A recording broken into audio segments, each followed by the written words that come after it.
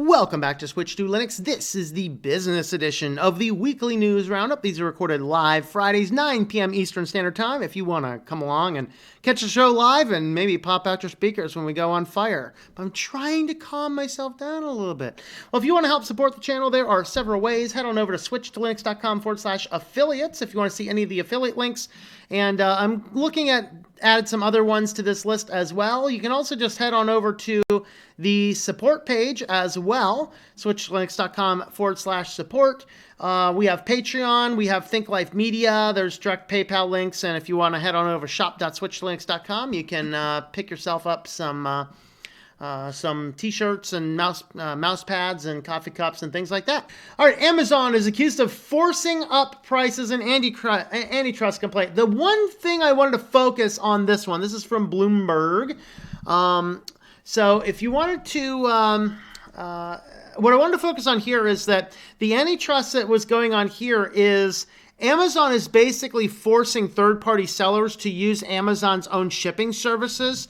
If they do use Amazon's shipping services and their logistics, then the seller is never responsible if anything goes crazy, if anything goes awry.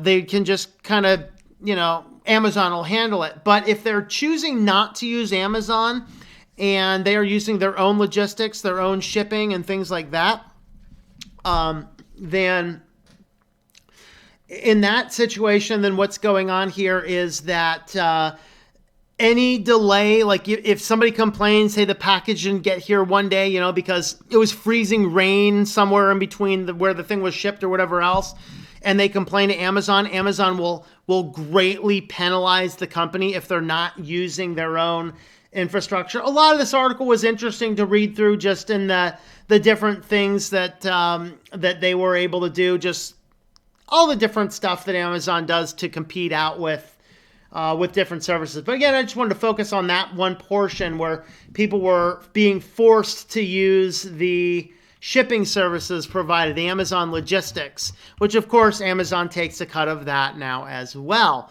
So more anti-competitive type stuff. All right, this is neat. City of Jersey City. City of Jersey City. You'd think that they have a better way. How about Jersey City? I don't know. Maybe they're all right. I'm trying to think of some other way to say that. But this is actually, now you'll see this is dated June 25th, 2019. The reason we're talking about it today is because it passed this last week. So this is a referendum on short-term rentals, Airbnb and things like this. And I am not a fan of Airbnb and stuff.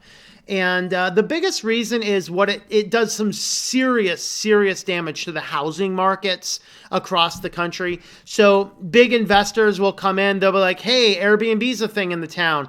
They'll go into there and drop cash on all these different houses and just convert them to Airbnb. It causes a massive rise in prices, and people moving to towns looking for jobs, looking for houses to stay in, cannot afford the houses that are there, and the number of houses are very cheap. Also, that business investors can take a house and throw it onto the short-term rentals through Airbnb and other related services. So Jersey City originally, way back when Airbnb was just kind of starting up, they said, hey, this seems like a good thing, and they really opened the door to doing a lot of work. But what Jersey City found is that it caused a lot of very bad circumstances. Anything from a lot of rental scamming, a lot of people who do not own the property or don't live in the properties, renting them all out. There's really no oversight. And the last thing I want, I think my neighbors, actually, the gentleman that lived next to me passed away. And I think that his family said, hey, we're going to rent it out Airbnb. And I think that they did that a couple times, just kind of see how it works and things. Because I had some random couples show up there that I've never seen before. They show up, they're about, what am I hearing, 3 a.m? But anyway, I don't want a lot of strangers coming back into the little cul-de-sac where we live. We do not need that kind of stuff. I think Airbnb should not even be a thing. It'd be one thing if the hosts were living there. And that's really at the center of what Jersey City's doing. They're basically saying that if you're renting out houses on Airbnb, number one, no more than 60 days in a calendar year can it be rented out. Number two, the host actually has to be there. with very few exceptions to that. You need a permit, and they're limiting the number of properties anybody can have, and no like apartment complexes can have Airbnbs in them.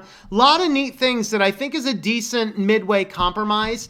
Again, I'm not a fan of the company. I think that the company should just go away. I think it causes way too much harm to our economy than it helps. Sure, some people can get maybe nicer places and cheaper places when they're traveling, but at what expense? And that's the thing to think about. So good for them in the city of Jersey City.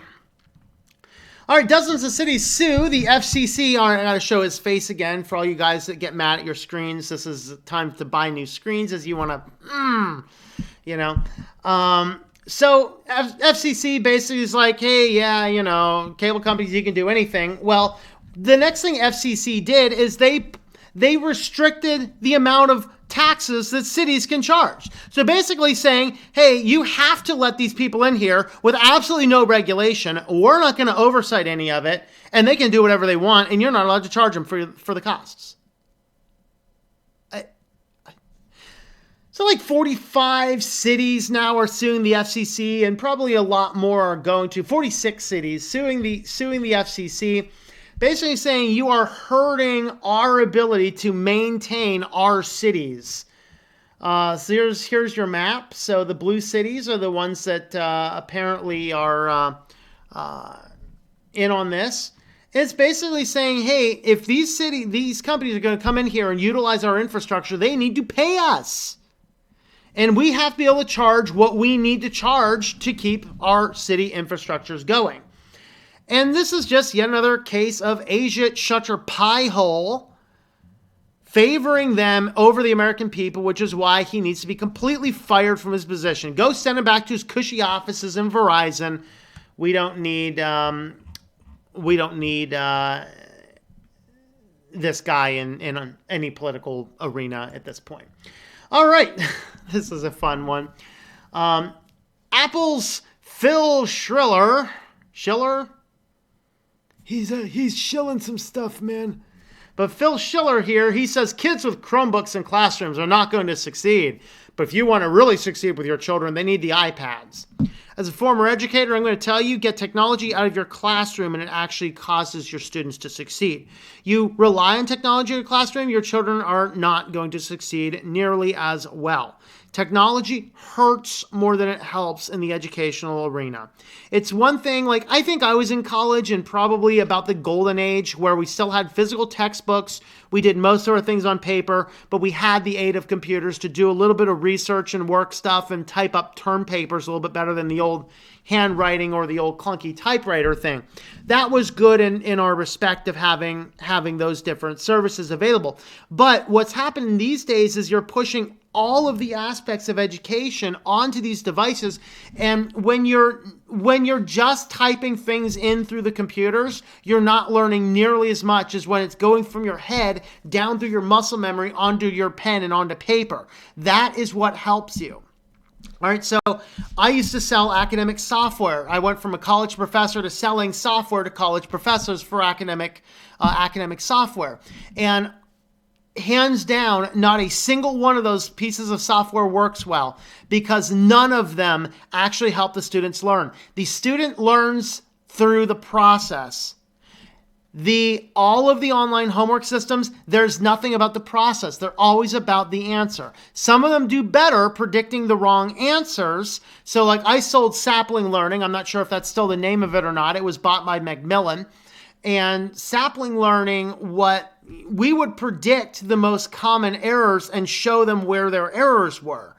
That did a little bit better job than like Master in Chemistry, which said yes or no. In fact, I had some really dedicated students showing that Master in Chemistry didn't even work right, according to the rules in the textbook.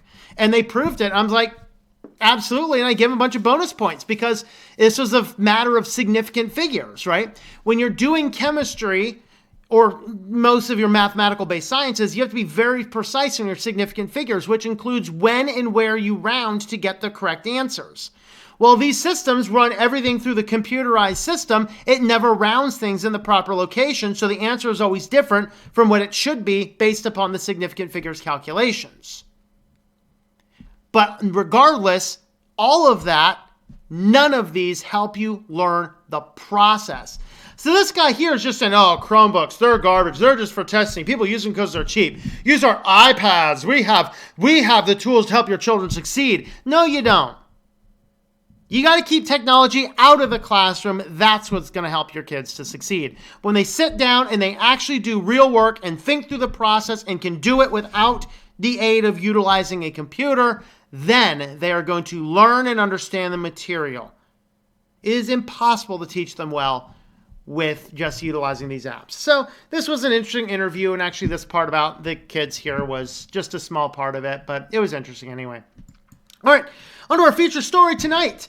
Apparently Apple's card is very sexist. So New York regulators are investigating the Apple Card after viral complaints of sexism. Basically, it's giving females only 10% of the credit as it's giving males. So husband-wife couple, joint tax returns, joint accounts, joint everything, both apply for the Apple credit card. The man is consistently getting 10 times the higher credit limit as the women. It's the algorithms doing it. Why are not all the crazy soy boys and all the crazy radical foaming at the mouth people not jumping on this? I've not seen a single one of them jumping on this yet. Because it's Apple? My lands. Where's the pink patrol? We need the pink patrol on this, people.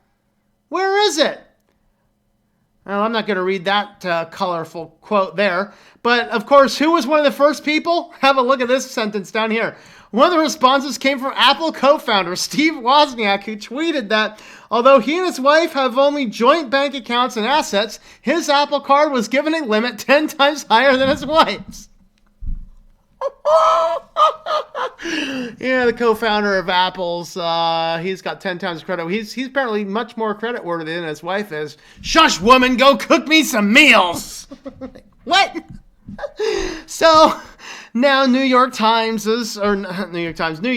General is investigating why this is going on. A whole lot of people are reporting it. And however, new technologies cannot leave certain consumers behind or entrench discrimination. We believe innovation can help solve many challenges, including making quality financial services more accessible and affordable. I wonder what would happen if a person who just listed male on their application, I wonder if they just automatically get a higher credit limit. That'd be an interesting test to do. I don't know. What do you guys think? That's my thoughts on the business news. What do you guys think? Let me know in the comments down below.